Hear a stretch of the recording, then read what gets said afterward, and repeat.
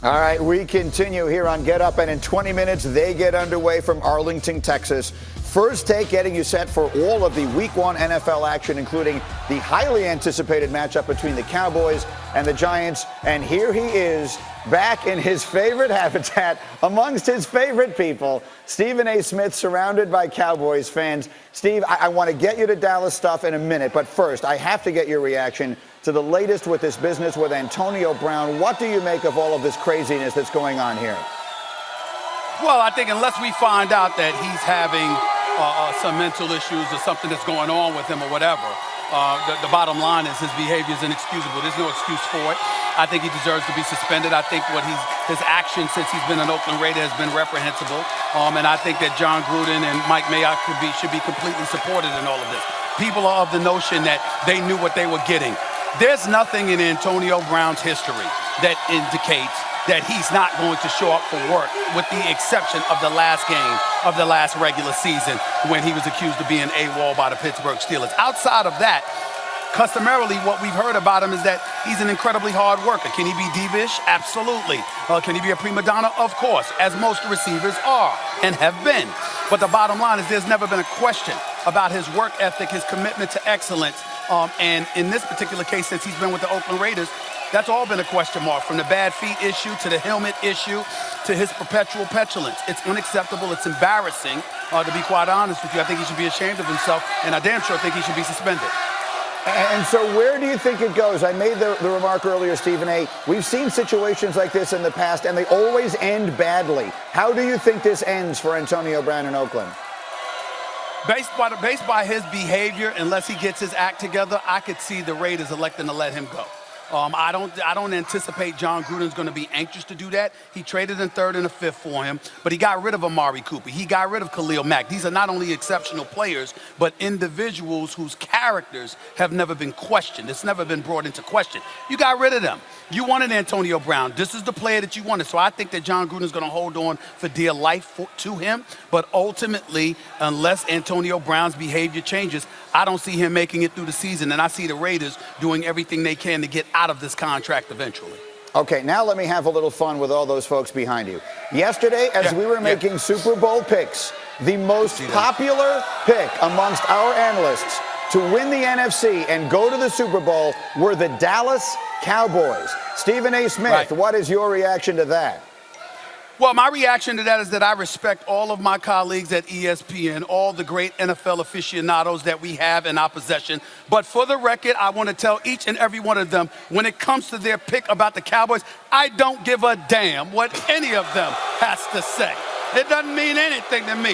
Forget these people. You ain't won since 1995. That's about 24 years going on a quarter century. You walk around like you're America's team. I thought America was synonymous with greatness. I thought America was synonymous with excellence. I thought we were the creme de la creme, for crying out loud. And this is America's team? Please, sit down. Nobody cares. The bottom line is this.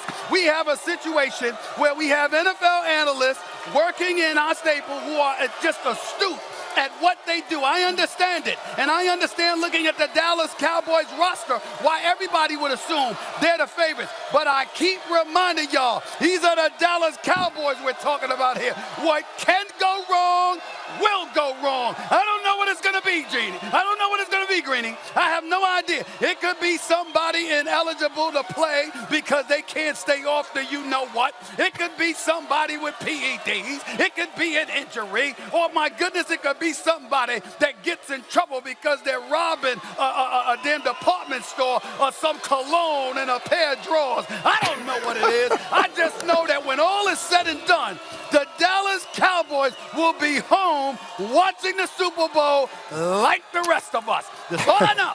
That's all I know. You can book it. It's who they are. It's who they are. There is nowhere to go but from that besides to say that we are very much looking forward to the start of First Take. Thank you, Steve. Sit down. We will see you in 15 minutes. The great Stephen A. Smith, Max Kellerman. Talk to you later, Greenie. First Take coming up. Man, I'll deal with these people. Okay. Sit down.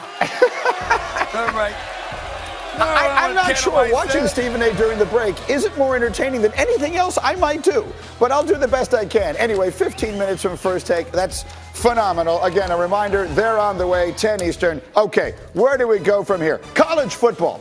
We have a can't-miss college football doubleheader on ABC and the ESPN app. It's number 1 Clemson hosting number 12 Texas A&M in Death Valley at 3:30 Eastern, and then it is 6th-ranked LSU taking on number 9 Texas at 7:30. So those are the 2 huge college games on the schedule this weekend, and we've got them both. So we're looking forward to that tomorrow. We're going to get to those games in a minute, but first, Acho, you have your little feature here called Trap Games, where you take a look ahead to some big boys you think might get knocked down, and we start this week, to me, with a surprise in Michigan. Michigan and Army, it should be no surprise. It's supposed to be Michigan's year with Shea Patterson at quarterback. He's a 4th-year senior. Last week, they were great. And Shea Patterson, he did click. He had 3 touchdowns. I get it. Jim Harbaugh, Don Brown on defensive coordinator, called a phenomenal game. So Michigan, they should be able to handle them. But, you know, Greeny, I logged onto the Army's website, and it says serve and protect. But it doesn't say we will beat the brakes off you. But that's what they find a way to do.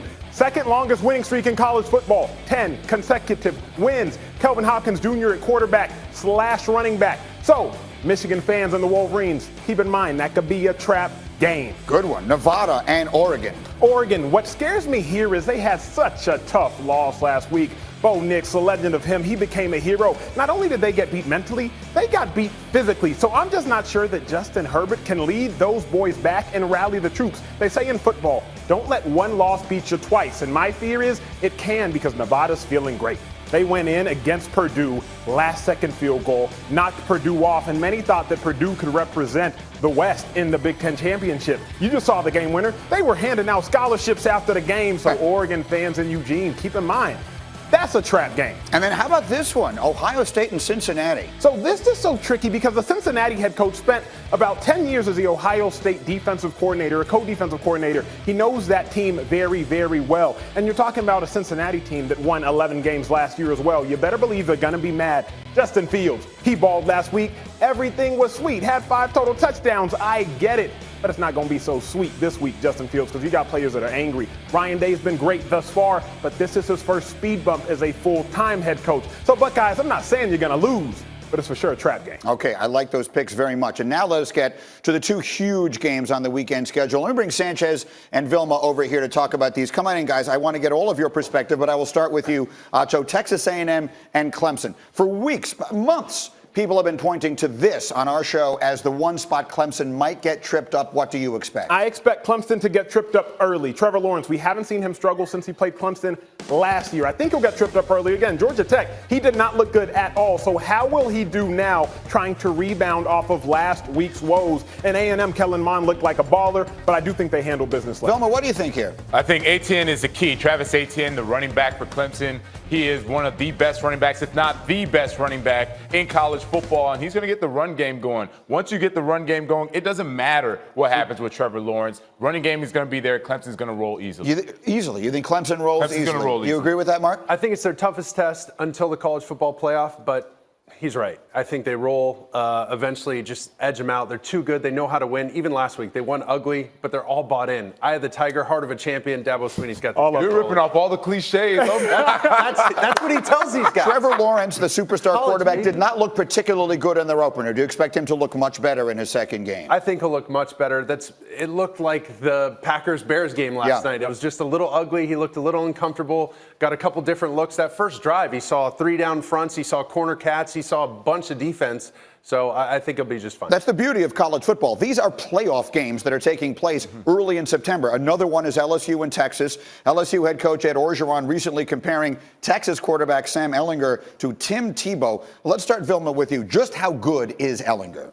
Ehlinger is not Tim Tebow, so let's start there. Okay. Ehlinger is good, and he's a good quarterback. Yeah, he's not Tim Tebow. When you look at what he's done, there's no shade at all. We can talk about all the big games that Ehlinger has been in. He has not had tremendous performances. He's had either interceptions in key moments, or he didn't play well, period. Tim Tebow has come out and he's won 2 titles. I'm going to say this, JV. I'm going to say this. Ehlinger, it's your Heisman moment. Game day hasn't been in Austin in 10 years. The stadium, the ticket is the hottest ticket in the last several years, at least in Austin. It's the hottest ticket maybe ever. Ehlinger, it's your Heisman moment. You got to step up because the whole world is watching. Right. And you got haters like this man, Jonathan Vilma. What am I hating on? Wait a minute. What am I hating on? Whoa, let's go back to it. Maryland, he threw an interception to end that game. Big 12 championship, threw an interception to end that game. That's what happens. That's what he does. These are facts. Can I give y'all a stat? Let me give you one stat that caught me off guard. Sam Ehlinger, 25 touchdown passes, 16 rushing touchdowns. The only people we've seen that in the last 20 years. Tim Tebow, Marcus Mariota. He's not Tim Lamar Tebow. Jackson, Lamar Not Jackson, Tim Tebow. and Cam Newton and Johnny Manziel. All of those players won a Heisman. I'm just giving y'all facts. Okay. Let me talk about the other quarterback in this game quickly, Mark, because there's a Joe Burrow, this LSU offense, which is, we've seen what it's been in years past. It's not been a sort of a newfangled offense. Are they stepping into the new era with a good quarterback? They open up the season in an empty formation. He's going through progressions. He's running drive, basic, check down. He's throwing the ball down the field. Joe Brady from the Saints, you know Joe Brady? Yes.